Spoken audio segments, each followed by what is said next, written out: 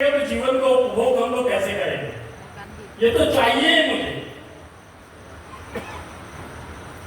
ये जरूरत है, लेकिन ये मेरे लिए जब मैं इसका करूं, ये सब मेरे सर्वेंट है।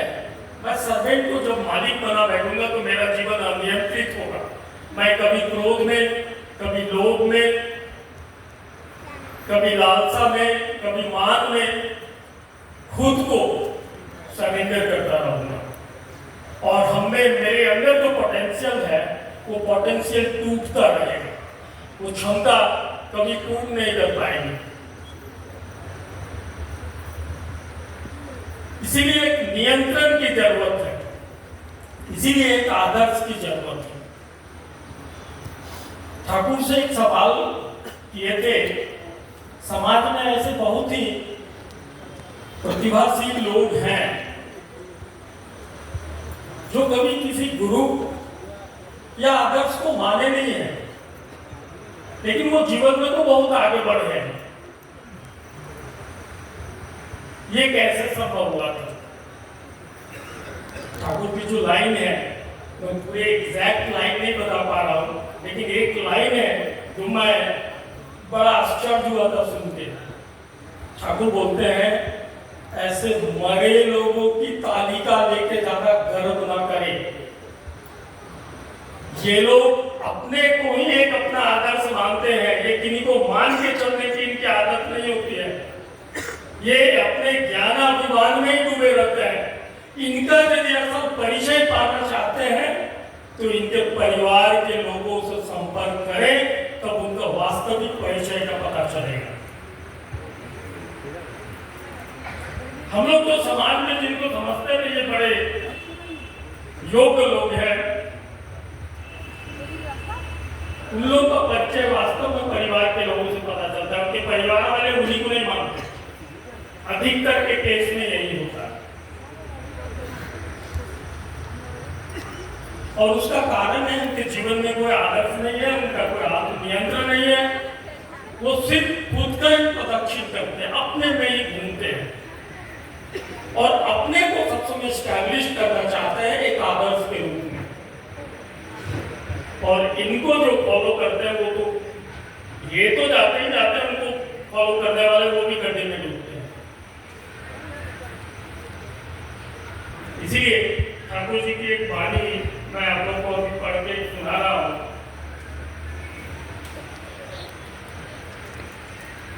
वाणी के पहले एक बात बताता हूं। ठाकुर बोलते हैं समाज और देश के बारे में। ठाकुर कहते हैं देश शब्द आया है आदर्श, और आदर्श, देश शब्द आया है आदेश से, और आदेश आता है आदर्श। जहां आदर्श नहीं है वो देश हो ही नहीं। कुछ लोगों का एकत्रित लाके एक जगह रहना, वो समाज क्या है? न किसी से किसी को मतलब है,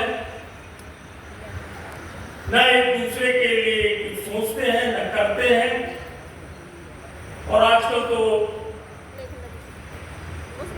जो डेवलपमेंट हुआ है वर्चुअल वर्ल्ड में, सबके हजारों फॉलोअर हैं, हजारों मानने वाले हैं, लेकिन वास्तविक दुनिया में इनके कोई एक भी लोग नहीं आता है। ये वर्चुअली रहते हैं, आचार्य जैसा बोलते हैं, ये वर्चुअली रहते हैं।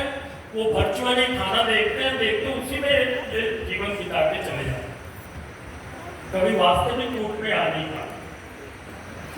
इसीलिए ठाकुर जी की एक वाणी मैं आप लोगों को पढ़ के सुना रहा हूं।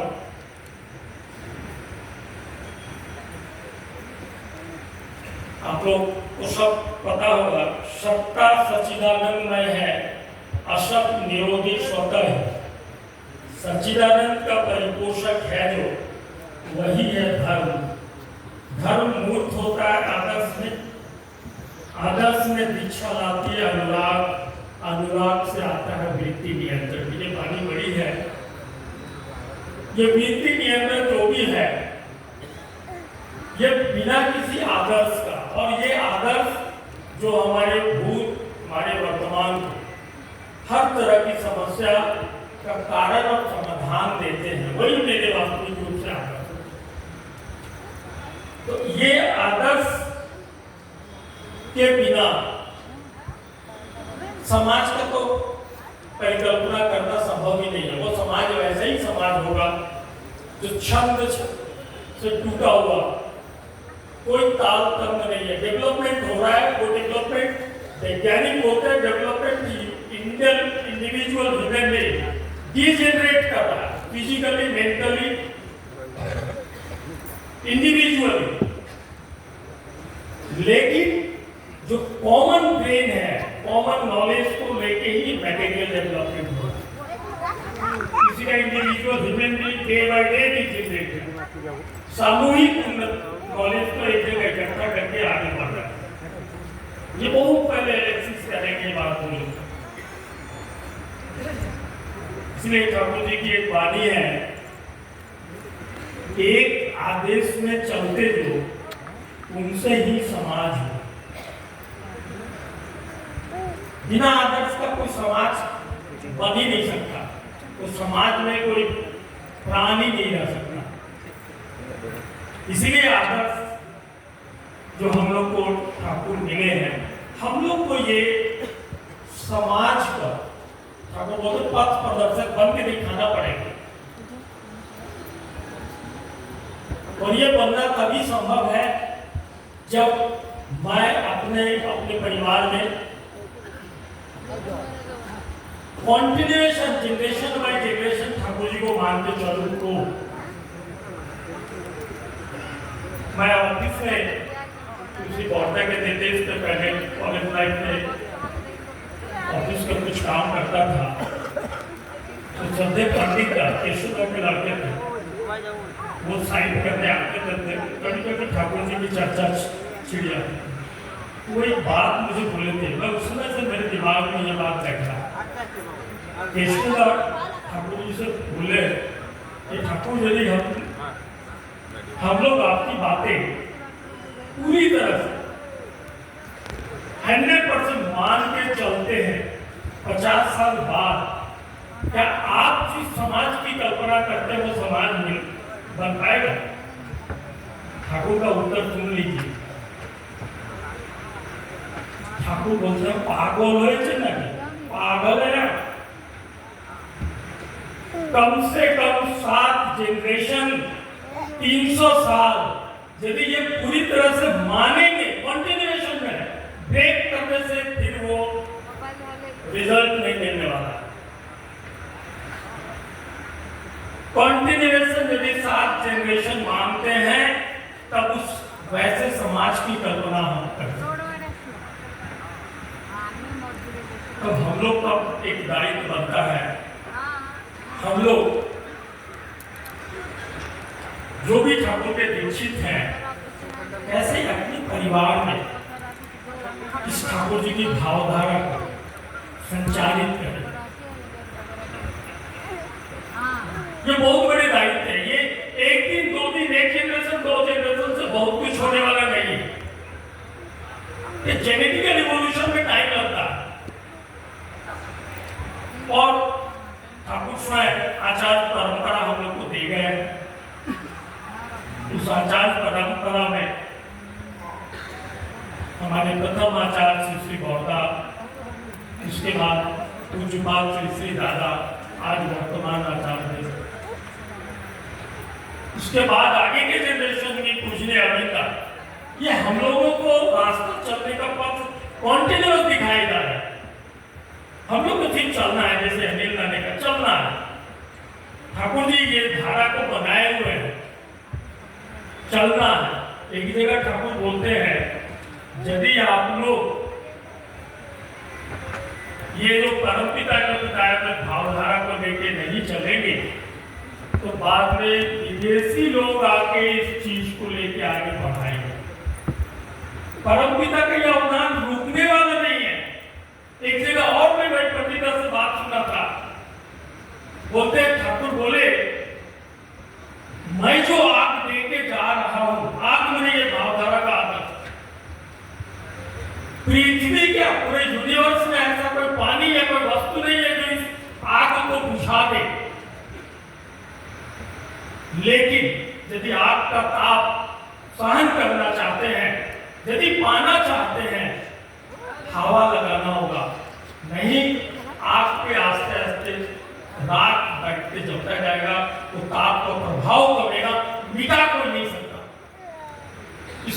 उसको कोई रोक नहीं सकता। ये प्रभाव है हमारे पहले जो नेता बोले, यजन याजन इष्टविधि, स्वस्थ सदाचार, सुविवाह, सुशिक्षा। ठाकुर जी की बातों को हम लोग अपने परिवार में चल के एक उदाहरण दिखाएं, समाज को दिशा दे। समाज है खोज रहा है। एक और वाणी आप लोग को पढ़कर मैं सुनाता हूं। मुझे एक मंदिर में मिला था, मैं इस पुस्तक के बारे में नहीं बता पा रहा हूं, तो भी मैं पढ़ रहा हूं। ठाकुर बोलते हैं, तुम आसमुद्र हिमाचल दीक्षा दे सकते हो, आजन्म निरामिषासी हो सकते हो, पृथ्वी के सभी को याजन या वक्तिता से उद्बुद्ध कर दे सकते हो, या तुम्हारे हर तरह की धन संपत्ति मेरे कदमों में उधेड़ दे सकते हो, परंतु मेरी बातों यानी भावादर्श को यदि अपने संतान संततियों में रेत धारा के माध्यम से प्रवाहित नहीं कर सके, तब मैं समझूंगा तुम मुझे धोखा देके चले गए। रेत धारा जेनेटिकल हम परिवार में ही नहीं करेंगे, मैं दूसरों को क्या समझाऊंगा? और परिवार में या किसी में कोई आदमी का कोई परिवर्तन तब तक नहीं होगा जब तक हमारे आदर्श के प्रति प्रेम जागृत नहीं होगा। और आदर्श के मूर्त रूप तो अभी आचार्य हैं, आचार्य के प्रति यदि हमारे प्रेम जागृत होगा तभी होगा। ठाकुर की ही मानिए, कोई नीति सुनीति या सुनियम किसी को मानने बाध्य नहीं कर सकता, मानने का प्रेरणा दे सकता। चलना पड़ेगा और ये शुरू होगा मेरे पर। मैं बाहर 1000 जगह बोलूं, मेरे बच्चों को नहीं बोल पा रहा हूं, इसका अर्थ है हम में कुछ खामियां है। सबसे ज्यादा नजर हमारे ऊपर मेरी पत्नी मेरे बच्चों का पड़ता है। हमारा जो स्वाभाविक चलन है ना, बाहर वाले लोग पकड़ नहीं पाते, उसमें कुछ कलर होता है, हम लोग अपने को कुछ ढक के चलते हैं, स्वाभाविक है। परिवार वाले लोग यदि प्रेरित नहीं हो पा रहे हैं तो कहीं न कहीं हमें ये खामियां है। खामियां हो सकती है, सब में रहेगी, लेकिन यदि प्रेम रहेगा तो हम अपनी गलतियों खामियों को ठीक करने की कोशिश करते रहेंगे। मुझे कुछ बात दादा की एक बात याद आती है। एक आदमी से पूछे, ठाकुर के प्रति तुम्हारा प्रेम है, ये कैसे पता लगाओगे? कैसे पता चलेगा तुम्हारा ठाकुर के प्रति प्रेम जागृत हो रहा है? उसने कोई उत्तर दे नहीं सका। दादा ही बाद में बोल रहे हैं, जिस दिन तुम्हारा सबसे बड़ा दुश्मन जो होगा, या तुम जिसको देख के घृणा करते हो, या तुम जिसको देखना नहीं चाहते हो, सबसे विरोधी तुम्हारा सब समय तुम्हारे शिकायत करता है, जिस दिन ऐसे लोगों से तुम प्रेम कर पाओगे, मैंने उसकी फीलिंग होनी चाहिए जैसे अपने बच्चों में, अपने संतान संतति में दुख होने में जो फील होता है वैसे फील में भी हो, और उसके लिए करने की प्रेरणा देने जगे, तब समझना तुम्हारा ठाकुर प्रति प्रेम जागृत हो।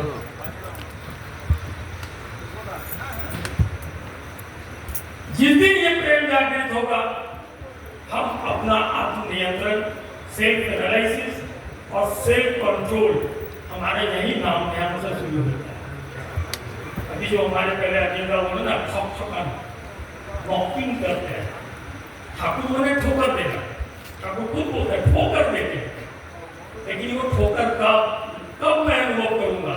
जब कुछ थोड़ा ठाकुर के लिए किया रहेगा तब तो। अभी वर्तमान आचार्य जिस तरह से ठाकुर जी की वाणियों का व्याख्या कर रहे हैं, ये अद्भुत है। अभी उत्सव में बैठ नहीं पा रहे हैं, दिन भर देखेंगे सवेरे जो वाणी पाठ होता है उसका एक एक शब्दों का अर्थ वो तोड़ते हैं। हमारी जो समझ की दृष्टि है वो दूर भी नहीं जा पाती है। एक वाणी में बोल रहा हूँ आपको, सत्यानुसरण की वाणी है। एकानुगति, तीव्रता और क्रमागति में ही जीवन का सार्थकता सौंदर्यता, ये सत्यानुसरण की वाणी है। मैं तो समझा था एकानुरक्ति मैंने एक के प्रति अनुरक्ति, ठाकुर के प्रति अनुरक्ति, मन डाइवर्ट इधर उधर नहीं, प्रेरणा दे सकते हैं, कोई प्रेरणा के स्रोत हो सकते हैं, लेकिन हमारे, मैं चाहे मंदिर जाऊं कहीं जाऊं, मुझे ठाकुर ही स्मरण आते हैं। मैं इतना ही समझता था। आचार्य देव का जब एक्सप्लेनेशन कर रहे हैं तो बोलते हैं एकानुरक्ति सिर्फ इतना ही नहीं है। एकानुरक्ति का अर्थ है अपनी हर प्रवृत्तियों को, काम से, क्रोध से, लोभ से, मोह से, मापस से, ठाकुर मेरे वो खुश हो रहे हैं, ये ठाकुर के लाइक बन पा रहे हैं ऐसा काम, तभी वो एकाग्रता है। और तीव्रता, अभी जो डीपी वर्क की बात हो रही है, कहाँ पता चलेगा मैं मेरे अंदर वो ठाकुरत्व जागृत हुआ है, कहाँ? नहीं अप्लाई करेंगे तब तो हम जाएंगे, किसी लोगों से मिलेंगे, बड़े सारे बाधाएं आएगी जाने के पहले, शारीरिक बाधाएं, मानसिक बाधाएं, लोगों का बहुत तरह की बातें सुनना पड़ेगा, ये बाधाओं को पार करना, वही चीज का यजन यादन। हम दूसरे को प्रेरित नहीं कर पा रहे, जब तक प्रेरित नहीं करेंगे, लॉकिंग नहीं होगा, मेरा अपना यजन भी ठीक नहीं होगा। हम अपने दायरा को सीमित ना करें। यदि मेरे जीवन की परिधि छोटी होगी, मेरी योग्यता भी छोटी होगी। ठाकुर चाहते हैं हम लोग असीम बने, हम उसी असीम के फॉलोअर्स हैं, असीम बने। असीम कब बनेंगे? हम जितने लोगों के जीवन का उच्च आगे बढ़ने का, बड़ा बनने का प्रेरणा के स्रोत बनेंगे, उतना ही मेरी परिधि बढ़ेगी, उतना ही मेरी योग्यता बढ़ेगी। ये तभी होगा हम लोग जब डीपी वर्क के लिए लोगों को जाकर प्रेरित करें, जाने। और जाजन सिर्फ ऐसा नहीं होता कि जाजन दीक्षा दीक्षा दीक्षा, जाजन ये नहीं है, सिर्फ इतना ही जाजन नहीं है, जाजन ये भी है जो निश्चित है, उनमें कहीं कोई भाव हटका है, कोई समस्या है, उनको हम अपने बातों से, अपने व्यवहारों से, अपनी सेवा से इतना प्रेरित करें तो वो भी मेरे साथ डीपी वर्क के लिए जाने के लिए खुद बोले मैं भी जाऊंगा। तभी ये बात पता चलेगा हम में कितनी क्षमता है। और ये जब तक, अब ये वन टाइम नहीं है, एक बार, दो बार, 10 बार करती, ये कंटिन्यूअस प्रोसेस है दादा। ठाकुर सिर्फ इस जन्म के लिए नहीं है, ठाकुर मेरे इस जन्म के पहले भी थे, मेरे इस जन्म के बाद भी रहेंगे। इसलिए ठाकुर बोले थे ननिदा को, एक बार ऐसे ननिदा दो आदमी से मैं सुनाऊं, 300 साल एक आदमी, 500 साल बाद कौन कहाँ रहेगा मैं वही सोचूंगा। 500 साल में तो मेरा 7 जन्म, मेरा इस जन्म में का 2 दिन पहले की बात याद नहीं रहती, 7 जन्म के बाद कहाँ रहेंगे वो भी वो विचार कर रहे हैं। लेकिन जरूरत है, हम तो ठाकुर से जुड़े, ठाकुर तो मुझे मौका देंगे, दे रहे दिए, हम अपने अंदर कितना जागृत करता है उसका सूत्र भी ठाकुर बता दिए। हम लोग कोशिश करें पहले इस भाव को अपने परिवार में एक ही साथ, ऐसा नहीं होता है कि पहले घर पहले तो बाहर जाए, कॉन्टिन्यूअस होता है। बहुत समय बाहर के लोगों को प्रेरणा या हमारे प्रति श्रद्धा देखकर मेरे बच्चे, मेरे संतान मेरे प्रति श्रद्धा जागृत होता है, ऐसा भी हो सकता है। इसीलिए जो डीपी वर्क की बात बार बार की चर्चा होती है, इतना कष्ट करके पूछने अभिंगा कोरोना पीरियड में पागलों के तरह करके काम करके ये किए काम, और एक कंपाइल किए activity data 5 lakh 7 lakh data compile करना आसान बात नहीं है, लगे हुए हैं। इतने यंग लड़के युवकों को, आजकल का युवा कहाँ है, सब तो अपने कैरियर में फंसे हुए हैं, कौन मिलता है? इसी को इस युवा को आज के अपने परिवार के लिए भी नहीं है। ऐसे युवाओं को पूज्य अविंदा प्रेरित करके पकड़ कर लाकर जैसे भी हो ठाकुर के पास में लगा, और यही तो अमृत की धारा है, यही तो अमर होने का एक पत्था है। हम लोग जितना ठाकुर को लेके अपने जीवन में ठाकुर को जागृत करेंगे, उतना ही हम लोग जीवन में आगे बढ़ते रहेंगे। मैं अंत में आप लोग सभी का ठाकुरमय जीवन, आनंदमय जीवन की कामना करके मेरी बातें समाप्त करता हूँ। जय हिंद।